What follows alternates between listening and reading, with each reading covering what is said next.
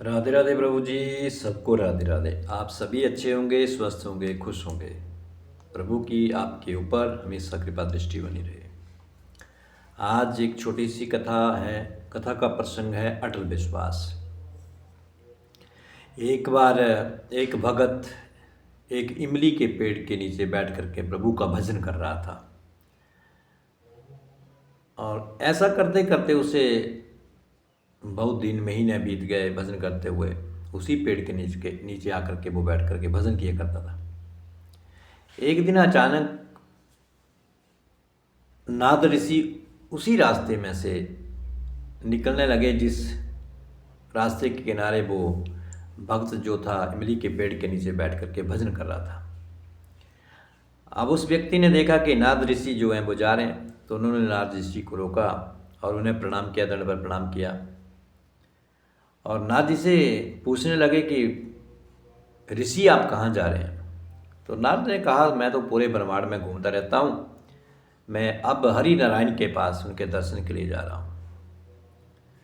तो उस भक्त ने कहा कि ऋषि, अगर आप हरि नारायण के दर्शन के लिए जा रहे हैं तो मेरा एक सवाल है, उनसे पूछ करके आना।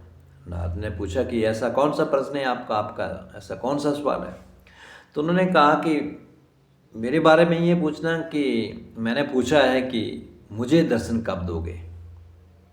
नारद जी ने कहा, ठीक है, मैं जा तो रहा ही हूँ, तो मैं अवश्य आपके बारे में पूछूंगा कि आपके भक्त ने पूछा कि आप उनको दर्शन कब देंगे। नारद जी ऋषि जो थे वो पूरे ब्रह्मांड का चक्कर लगा करके और फिर हरि नारायण के पास पहुँचे। हरि नारायण को प्रणाम किया उन्होंने। हरि नारायण ने भी उनका आदर सत्कार किया। आपसे दोनों में वार्तालाप हुई। इतनी देर में नारद जी चलने लगे तो उन्हें ख्याल आया कि उस भक्त ने मुझसे कहा था कि आप नारायण से कहना कि मुझे दर्शन कब दोगे।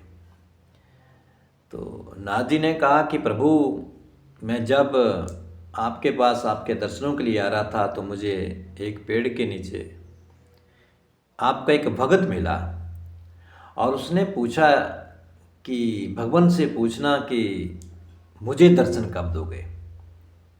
तो प्रभु कृपा करके बताइए कि आप उसे दर्शन कब दोगे।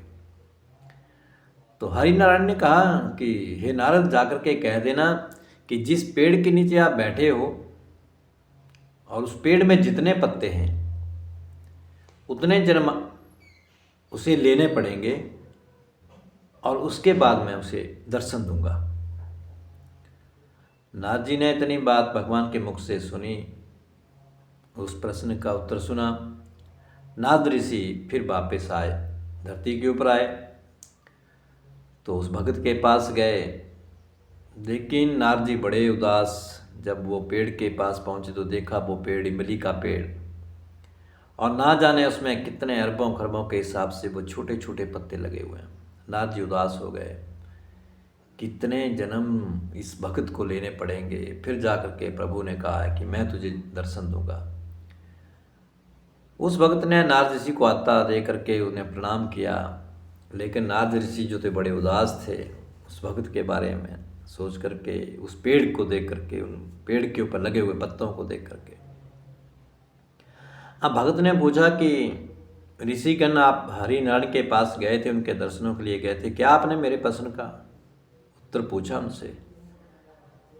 तो नारद कुछ ना कहे, और उस भगत को लालसा थी कि नारद जल्दी से जल्दी कहे। तो नारद ने कहा कि देखो भगत, अगर मैं हरि नारायण की कही हुई बात आपके प्रश्न का उत्तर आपसे कहूँ तो हो सकता है कि आप हताश हो जाएं, दुखी हो जाएं और आपका प्रभु के ऊपर से विश्वास हट जाए। वो भगत कहता है, ऋषिगण आप कहिए तो सही कि भगवान ने कहा क्या है। तो नारद कहने लगे कि हे भगत, बात ऐसी है कि जब मैंने आपके उस प्रश्न का उत्तर हरिनारायण से पूछा तो हरिनारायण ने कहा कि जाकर के कहना कि जिस पेड़ के नीचे आप बैठे हो उस पेड़ में जितने पत्ते लगे हुए हैं उतने ही जन्म आपको लेने पड़ेंगे और मैं आपको फिर दर्शन दूंगा। अब इतनी बात नाथ जी के मुख से उस भक्त ने सुनी तो वो खुशी से झूम उठा, नाचने लगा, मस्त हो गया।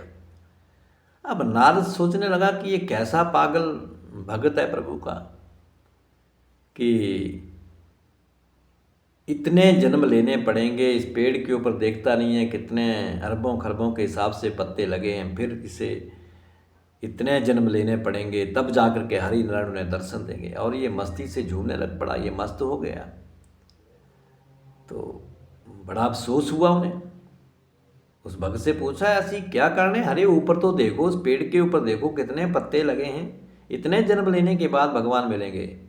अब भक्त कहता है, क्या भगवान ने अपने मुख से कहा है इतनी बात कि वो मुझे दर्शन देंगे? नारद ने कहा, हाँ, उन्होंने ही कहा कि दर्शन अवश्य दूंगा, लेकिन जितने पत्ते लगे हैं उतने जन्म लेने के उपरांत। तो भक्त ने कहा कि अगर भगवान ने कहा है कि वो मुझे दर्शन देंगे, तभी तो मैं नाच रहा हूँ कि मुझे दर्शन देंगे।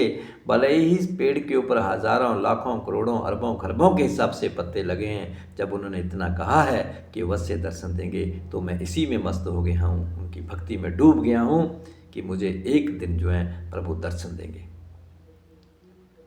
और इतनी बात जब उस भक्त ने कही कि उसी भगत भगवान श्री हरिनारायण जी वहाँ प्रकट हो गए और उस भगत को वो दर्शन दे दिए।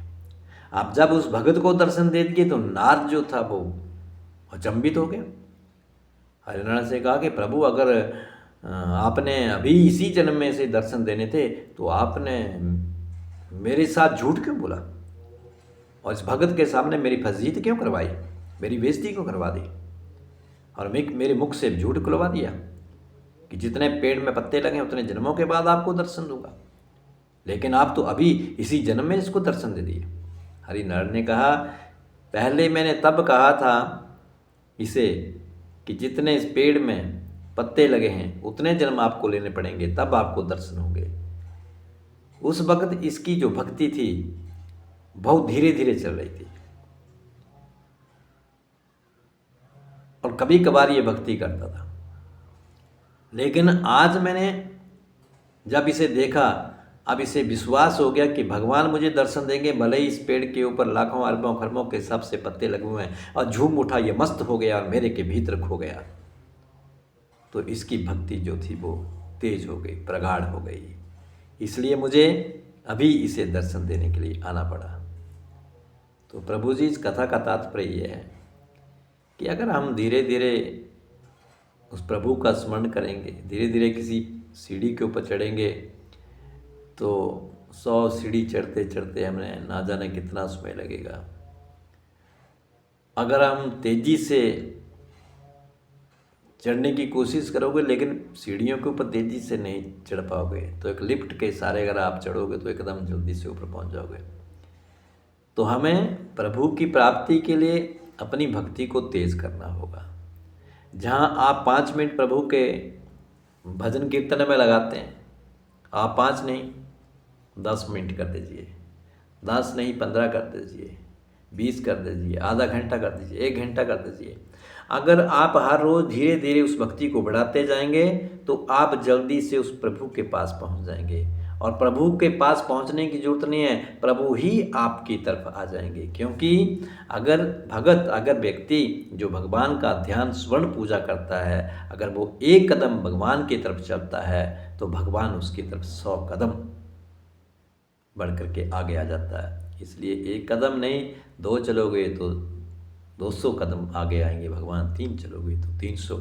ऐसे ऐसे आपके कदम बढ़ते जाएंगे और प्रभु के कदम जो है आपकी तरफ 100 गुना के हिसाब से आपकी तरफ आते जाएंगे। और एक दिन अवश्य हमें वो प्रभु का मिलन होगा, प्रभु हमें अवश्य दर्शन देंगे। तो हमारा विश्वास जो है वो अटल होना चाहिए, विश्वास पक्का होना चाहिए, विश्वास नहीं टूटना चाहिए। और विश्वास के ऊपर ही ये पूरा संसार, ये पूरा ब्रह्मांड, ये परिवार, ये रिश्ते, ये सब कुछ किस चीज़ के ऊपर टिके हैं? केवल विश्वास के ऊपर ही टिके हैं। तो हमें हर समय उस प्रभु के ऊपर विश्वास रखना है कि एक न एक दिन प्रभु हमें अवश्य दर्शन देंगे। उस भक्त की तरह भले ही हमें कितने जन्म लेने पड़ जाएं, लेकिन मिलेंगे अवश्य जब हमें हमारे भीतर विश्वास होगा। तो आज का ये कथा का प्रसंग आपको कैसा लगा? अवश्य लाइक करें, शेयर करें। सबको राधे राधे।